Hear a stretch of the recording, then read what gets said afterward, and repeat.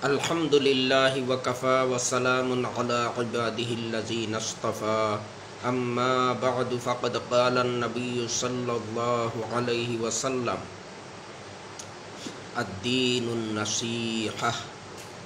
তাবলীগী জামাতের সঙ্গে জড়িত শ্রদ্ধেয় ও দিন দরদি ভাই বন্ধুগণ, আসসালামু আলাইকুম ওয়া রাহমাতুল্লাহি ওয়া বারাকাতুহু। আপনারা ভালোভাবে অবগত আছেন যে হযরত মৌলানা ইলিয়াস সাহেব কুদ্দিসা সিররুহুর আরম্ভ করা দাওয়াত ও তবলীগের মেহনত দ্বারা এখন পর্যন্ত অসংখ্য ও অগণিত মানুষ দ্বীনে ইসলামের সঠিক হেদায়ত পেয়েছেন এবং পাচ্ছেন। কুরআন ও হাদিসের বিশুদ্ধ ব্যাখ্যা অনুযায়ী নিজের আকীদা, বিশ্বাস, আমল ও আখলাক সংশোধন করতে সক্ষম হয়েছে। কিন্তু অতীব পরিতাপের বিষয়, বর্তমান আমিরে জামাত হযরত মৌলানা সাদ সাহেব হাফিজাহুল্লাহু কুরআন ও হাদিসের কিছু মনগড়া ভুল ব্যাখ্যার মাধ্যমে উম্মতের একটি বড় অংশকে গুমরাহির দিকে নিয়ে যাচ্ছেন। দারুল উলুম দেওবন্দ মাদ্রাসার পক্ষ থেকে বারবার সতর্ক করার পরও বিরত না হওয়ায় তার ভুলগুলি মৌলিকভাবে চিহ্নিত করে কয়েকবার ফতোয়া প্রদান করা হয়েছে। ফতোয়াগুলির সঙ্গে দেশ বিদেশের শীর্ষস্থানীয় উলামায়ে কেরাম একমত হয়েছে।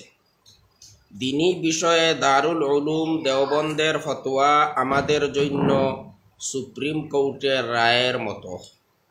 তাই কোনো ধরনের জিদের বশীভূত না হয়ে আমাদেরকে ঠান্ডা মাথায় চিন্তা করে সিদ্ধান্ত নিতে হবে।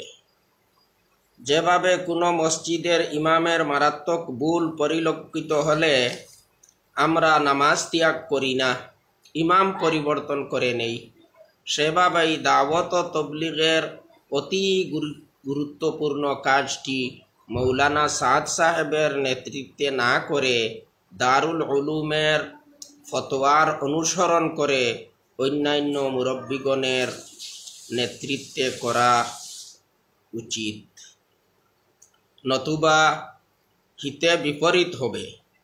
আমাদের জন্য লাভের চেয়ে বেশি ক্ষতির আশঙ্কা থাকবে।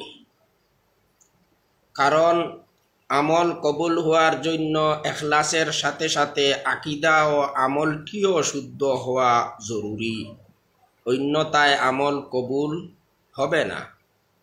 ইহা ছাড়া আল্লাহ ও রসুলের পক্ষ থেকে গুমরাহ ফিরকাদের সব ধরনের মতবাদ থেকে দূরে সরে সিরাতে মুস্তাকিমের উপর প্রতিষ্ঠিত থাকার জন্য বিশেষভাবে গুরুত্ব সহকারে নির্দেশ দেওয়া হয়েছে।